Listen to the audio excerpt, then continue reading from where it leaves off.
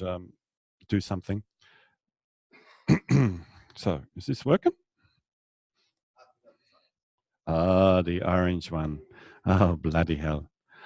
Okay.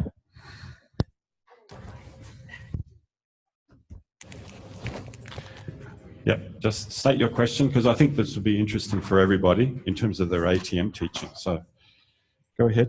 I just had a question about orientation of students when teaching an ATM, because in classes I've been to and in the room here, people's feet are orientated towards, if this was the front.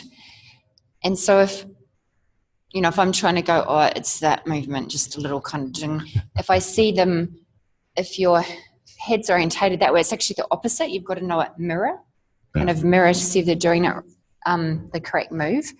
And my question was, well, how come we don't have their heads orientated at the front here, so that it would be much easier to see and orientate my body towards theirs. I mean, I've done lots of more Eastern things where you don't orientate your feet to the teacher, you kind of have your head towards the teacher. But I just was wondering, is there a particular reason why or not we do that, or if it's open for discussion? Because if you've got their head away, you can see maybe their facial expression more, and it might depend on the ATM, what you're actually doing, what might be better.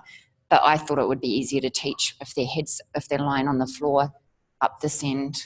Then it would be, from your perspective, getting a sense of left and right. If you get confused with left and right really quick,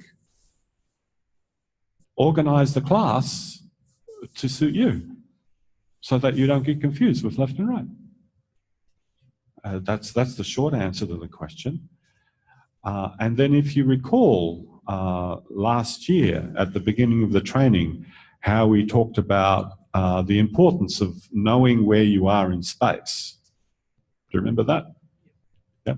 So orienting, where am I, is the kind of one of the first questions that we want to know. Where am I? Because if you don't know where you are, it's very discombobulating. From the point of view of the person on the ground, what's important is that they know where they are in space and how the general class organizes itself. That's important. And then there's the orientation of the people in the room for the purposes of the lesson. Because you've realized and you've heard so far that a lot of lessons are self-referential, that the frame of reference is egocentric. It relates to me. That's right, that's left, that's up, that's down, or that's headwards and that equals up. That's footwards, that equals down.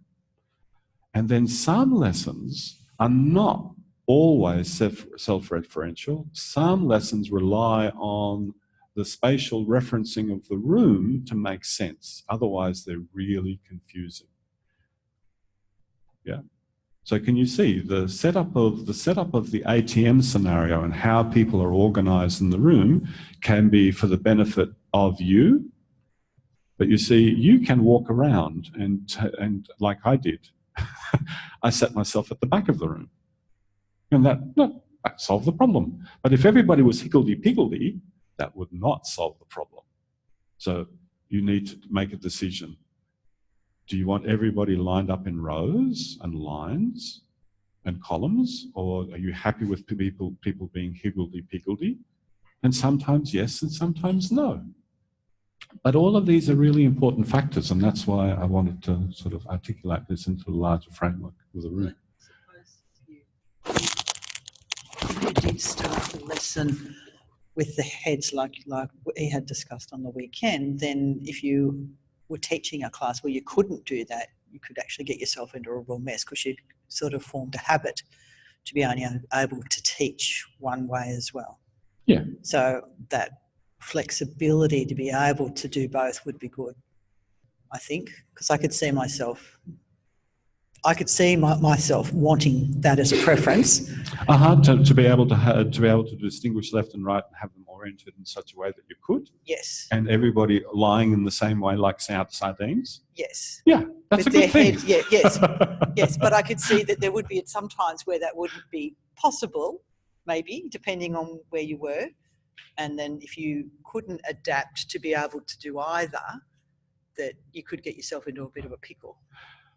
If this ATM process has a me perspective, in other words, I am learning how to teach awareness through movement, then you grade the levels of difficulty according to how you feel you can cope.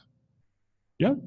And it's much easier to cope when everybody is in the same orientation in the room, and that you don't have any confusion about left and right. It's much easier. Yeah. Now, as you develop, and that challenge is no longer there, can I track people when they're all higgledy-piggledy? Then do they have to lie in rows and columns? No. They don't have to lie in rows and columns unless it's for the purpose of the lesson. Yeah. Yeah. So, you know, I how many years ago now? Jeez. Oh, 30 years ago, I shifted up to Sydney and I moved away from wonderful Melbourne with a beautiful grid system. And I was like, ah! Yeah. So the same thing in a room, you know. It's hell. So, you know, it is much easier to keep track of a group of people who are all oriented in the same way. And one of the things I've heard many, many times when listening to the Amherst training is how frequently Feldenkrais gets confused because someone's lying in another way, or they've decided, I'm not going to do the movement with that arm, I'm going to do the movement with that arm, and then he references visually what the person's doing, and then everything gets mixed up. Yeah, so there's a lot of factors here. The better you are to orient your instructions to the class, the better the lesson will go. And eventually, over time, it won't matter. So there's a lot of liberty. But first of all, decide what is it that you need for yourself at your level of development and teaching, and set it up like that. And then make sure that it doesn't become a habit for the class. Because if you set them up initially, rows, columns, guess what they'll do? Every time they come in, rows, columns, rows, columns. So there's a point in time that you want to break it up. Yeah? Get them higgledy-piggledy, because then it feels like a different lesson for them. Yeah? But when you're ready for it. All right? Oh, I'm trying to stop myself from saying oh and so and now, and it's very hard. We're going to follow up that lesson that we just did with an activity that you did last week, which was picking up a person's leg. Yeah? Would you mind lying on your back? You can say, yes, I would, and you don't have to. Okay, you don't mind. All right. So do you remember? One person was lying on their back, and then you came along and you picked up their leg. Do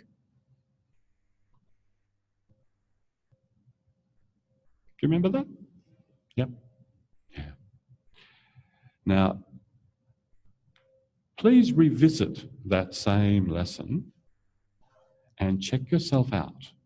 Is there any tendency to stop breathing? So you're using that as a barometer, as a compass for your organization. And in the ATM that I just taught, I identified some factors. You know, one factor might be, oh, I'm trying to hold on too tight. There's too much gripping going on. That might be an influence. Another factor might be the way I'm trying to do it. It could be an influence. Yeah. My determination to be able to lift their leg lightly, in other words, my motivation could be an influence. So in the same way that you used your breathing to investigate your organisation in that lesson, could you use your breathing to investigate your organisation here? Because you see it's possible to pick up someone's leg and the breathing doesn't change because the tone of my voice didn't change. Nothing changed. Everything was nice. Thank you very much. Good. How did that feel? Yeah? I'm actually not interested in how that felt. I'm interested in my organisation at the time, and the usual assumption is if your organisation is good, the person's experience will already be a step towards being good. Yes, Julie. Just wanted to ask, because last time I think I was told with one hand, does it matter, one hand or two hands? Does it cloud the feeling to have two? Let's open it up here. Okay. Try one-handed, try two-handed. Try sitting facing this way, and then try from a few other positions and see how you go. Because you don't always have to lift a leg from here. So if we're practicing the relationship of breathing to an action and you're using your breathing as a monitor, well, why not? Why not have breathing? Why not notice it here? Why not notice it here? Why not just go, oh yeah, oh, there I just caught myself right there. Not good. All right, so why don't I try it up here? Oh, that's better. Don't like it as much. Let's try it this way. And let's go here. Yeah. That's good. Yeah. Had that. Nice. Yeah. So with this single idea, just attending to your breathing, experiment. How do you lift the person's leg? So that your breathing at no millisecond stops. All right? Yeah?